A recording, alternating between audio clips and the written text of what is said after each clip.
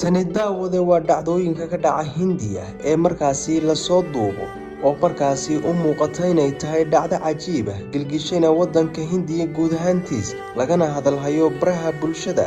Tani waxay u baahan tahay in maskax dheeriya lagu eego dhacdadan cajiibka badan. Odayga iyo sidoo kale labada wiil ka mid ah ayaa waxa uu ku jira xaalad baahiya markaasna u baahan yahay caawimaad ha yaraato ama ha badnaatee, balse odaygu ma garan oo waxa uu dana inuu cambihiisa lacag fiican ka helo.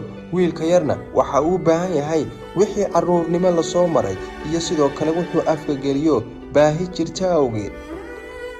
balse daawada taanigay soo jiidatay ayaa ah inay naxariistu tahay cajiib. Wiilka yar ayaa si haleela isla markiiba fadhiga uga booday. Talow muxuu doonay? daawada maskaxda fayow ama yarow ama weynow waa inaad u danqataa walaalkaaga kale ee duruufaysan.